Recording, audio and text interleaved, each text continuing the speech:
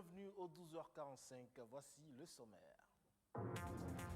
La première phase de vaccination contre la Covid-19 a démarré depuis le 1er avril dernier. Le personnel de santé, les personnes de plus de 60 ans et ceux ayant des comorbidités sont prioritaires. Constat à suivre dans un instant.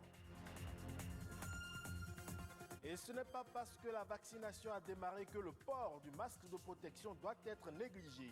La question qui se pose aujourd'hui est de savoir s'il y a des limites à son utilisation. Explication à suivre. Enfin, quel est le rôle des collectivités locales dans la gestion du réseau routier national? Nous avons posé cette question au directeur général du Centre national de sécurité routière. Il nous éclaire dans cette édition.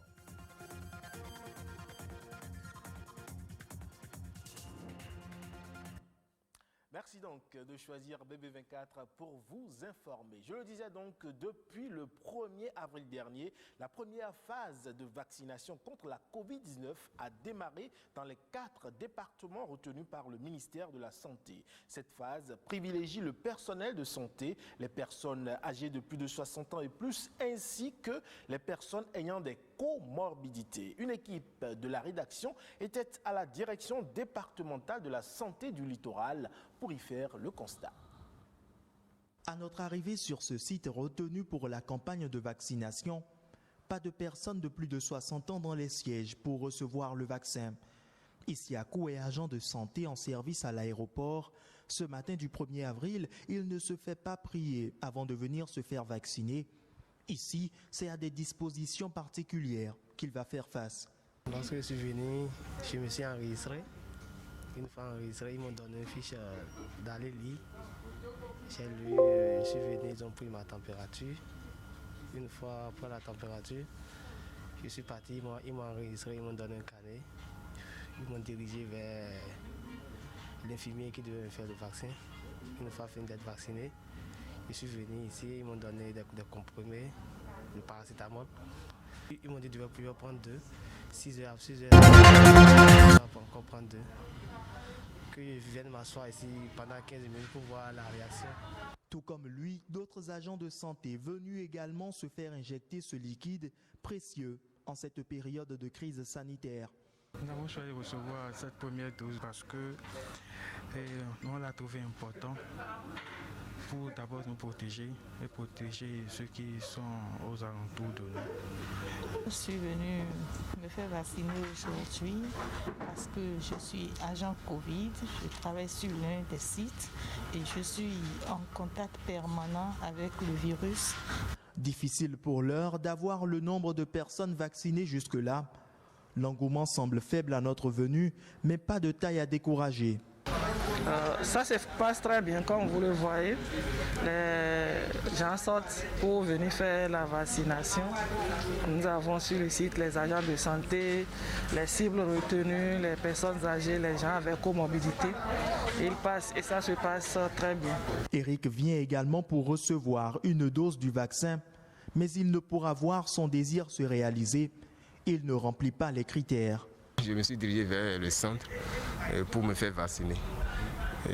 Et c'est vrai que les agents m'ont finalement fait comprendre que la première phase ne nous concerne pas, nous qui avons déjà 18 à 60 ans pour la première phase.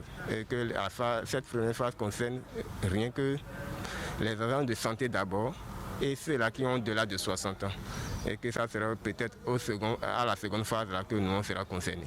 En attendant cette seconde phase, ceux qui ont déjà reçu la première dose attendent la seconde afin d'être entièrement protégés de la Covid-19. Et on reste dans le domaine de la santé pour parler à présent du port de masques de protection. Une mesure très efficace pour limiter la propagation de la Covid-19. Mais s'ils permettent de sauver des vies, les masques auraient aussi des limites. Selon certains citoyens, le port permanent leur créerait des désagréments, dont des difficultés de respiration ou même des réactions cutanées. Explication dans ce reportage. S'il est obligatoire actuellement en raison de la pandémie contre le coronavirus, le port permanent du masque de protection ne serait pas sans inconvénients sur la santé. De nombreux citoyens se plaignent de ces désagréments lorsqu'ils mettent leur masque durant plusieurs heures. je l'ai dans mon sac, mais ça m'empêche de bien respirer, quoi. Ça me dérange un peu. Comment? Des fois, je n'arrive pas à respirer correctement. En effet, parmi les risques possibles liés au port prolongé du masque, certains spécialistes citent des difficultés pour respirer, des maux de tête ou des lésions cutanées. Effectivement, les effets indésirables liés au port de masque sont de plus en plus fréquents. Il y a des gens qui s'étouffent, il y a des gens qui perdent connaissance, parfois même. On ne saurait parfois toujours tout lié au port de masque, mais il y a quand même beaucoup d'effets indésirables, notamment des allergies. Mais si l'utilisation prolongée d'un masque facial peut entraîner des effets secondaires, cela ne remet pas en cause leur utilité contre la Covid-19. Les mailles du masque chirurgical permettent au dioxyde de carbone de s'échapper. Et aussi, ça permet à l'oxygène de rentrer, sinon on se serait étouffé. C'est pour ça d'ailleurs qu'on ne met pas un sachet sur le nez, puisque le sachet empêcherait l'oxygène de rentrer et le dioxyde de carbone de sortir. Donc le masque est étudié pour que ces mailles puissent permettre à l'oxygène et au dioxyde de carbone de passer, mais empêche jusqu'à 90 à 95% le virus de pénétrer. Face aux effets indésirables de cet outil de protection devenu obligatoire, que faire? Moi, je crois qu'il faut faire un choix. Il faut faire un choix. Soit on s'isole et on est en confinement complètement tout seul chez soi, ou soit on trouve des mesures aléatoires comme le port de visière et le respect de la distanciation de 1,50 m au minimum. Si vous n'arrivez pas à respecter les 1,50 m, vous devez rester chez vous. Donc, vous pouvez laisser le masque, mais le 1,50 m doit être au minimum respecté à tout endroit. Et puis, le lavage systématique des mains aussi. Donc, il y a des visières qui peuvent être adaptées à ces gens-là qui ont des effets indésirables graves liés au port de masque chirurgical ou autre. Au regard de l'obligation de son port, il est conseillé de s'habituer à respirer avec le masque de protection, en commençant par le porter pendant des périodes courtes et en évitant de le garder plus de 6 heures sans aérer son visage, car au-delà, la peau souffre. Sécurité routière à présent, on n'en est pas souvent conscient, mais les collectivités locales ont un rôle majeur et fondamental à jouer dans la gestion du réseau routier national. Malheureusement encore, presque aucune commune du Bénin n'est consciente de cet enjeu. Quels sont donc les leviers à valoriser pour combattre l'insécurité routière dans les communes? Aubin Adoukonou, directeur général du Centre national de sécurité routière, nous éclaire. Vous saviez très bien qu'à l'aide de la décentralisation, les écoles, les marchés, beaucoup sont du ressort des mairies. Nous avions, dans le cadre du renforcement de la coopération, organisé une tournée d'échange avec les mairies. Et il était révélé que beaucoup d'écoles, beaucoup de marchés s'ouvrent le long des routes dont la mobilité est très forte. Et nous avions compris qu'après avoir échangé avec les maires, il fallait attirer leur attention sur la responsabilité qui est la leur. Avec les travaux d'asphaltage, la plupart de nos agglomérations sont aménagées. Et donc, on attire leur attention pour qu'au niveau des chefs d'arrondissement, au niveau des chefs de quartier de ville, ils puissent quand même aider à sensibiliser les populations riveraines pour que les élèves, les enfants, qui sont souvent laissés sur ces goudrons-là, puissent ne pas connaître des cas d'accident. Et donc, ça vise à élever la responsabilité des communes et à les renforcer pour que nous puissions réduire ensemble les accidents dans notre pays, le Bénin. Suivons à présent les autres informations qui ont marqué l'actualité ces derniers jours. C'est La Nation en bref, une présentation de Alexandra Djotan.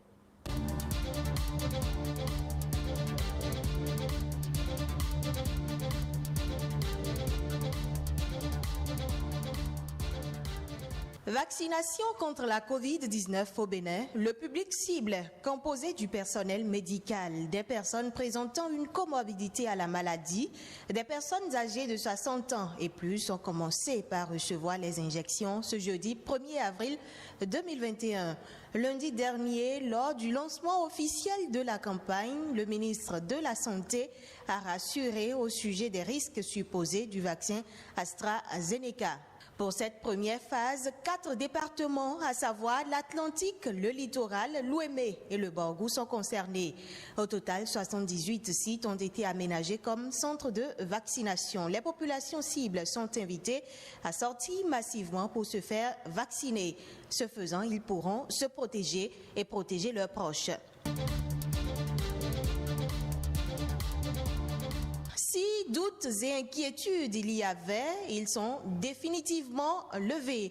La visite au Bénin du 24 au 28 mars dernier d'une mission de préparation technique du transfert physique des biens culturels béninois détenus par la France a permis à la partie française de constater les investissements engagés par le Bénin pour accueillir et garder dans les normes les 26 objets en route vers leur origine. La délégation dépêchée à Cotonou par le musée du Quai Branly, Jacques Chirac, est repartie satisfaite. Au thème des échanges avec les autorités béninoises et après sa descente sur le site du Musée international de la mémoire et de l'esclavage, l'hôte français s'est définitivement convaincu que l'ambition du Bénin de recevoir et de conserver ses œuvres a fait l'objet d'investissements muséaux de haut standing. Selon le communiqué de presse sanctionnant cette visite, des avancées majeures ont été constatées sur tous les aspects, notamment sur les questions juridiques, l'aménagement des espaces muséaux et patrimoniaux spécifiques concernés par la restitution des biens culturels.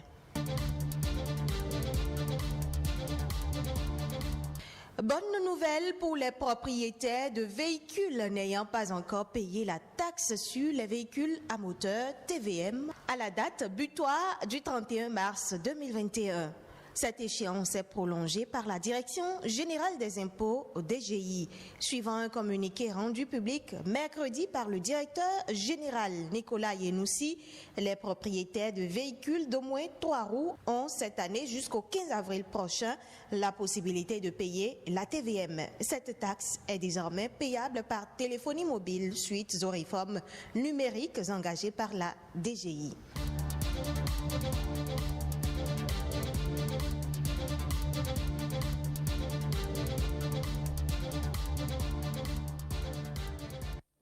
Et puis, hors de nos frontières, la Covid-19 sévit également. C'est le cas au Kenya qui connaît en ce moment sa 3e vague d'épidémie. Chaque jour, plus de 15% des personnes testées sont positives. Les hôpitaux sont surchargés et il manque de plus en plus de places en réanimation et même des bouteilles d'oxygène. Pour endiguer la propagation, des mesures strictes sont prises en plus de la campagne de vaccination qui est déjà lancée dans le pays. Précision. Ce centre accueille plusieurs centaines de personnes par jour. Il vaccine les forces de l'ordre, les médecins, les enseignants, ainsi que les plus de 58 ans. Les gens veulent se faire vacciner. Nous avons ouvert aujourd'hui au public. Nous avons déjà beaucoup travaillé depuis ce matin et nous attendons encore plus de patients. 195 000 personnes ont déjà reçu le vaccin AstraZeneca.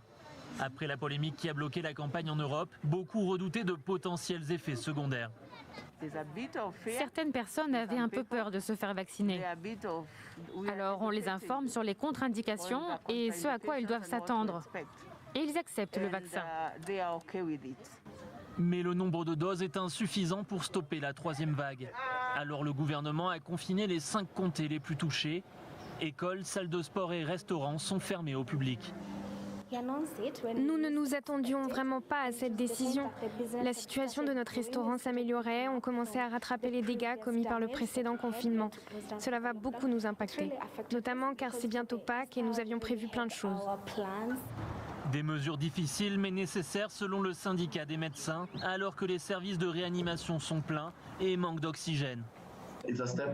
C'est un pas dans la bonne direction et j'en suis content. Mais je pense que nous pourrions en faire plus. Notamment, nous devrions apprendre à toujours avoir un masque, à nous laver les mains. Si nous prenions ces habitudes, nous n'aurions probablement pas besoin de ces mesures strictes qui ont été mises en place.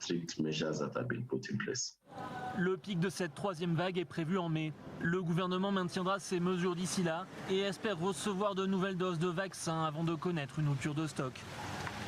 C'est tout pour ce 12h45 que vous pouvez retrouver sur le site de l'ORTB, www.ortb.bj. Merci pour votre fidélité. Le programme.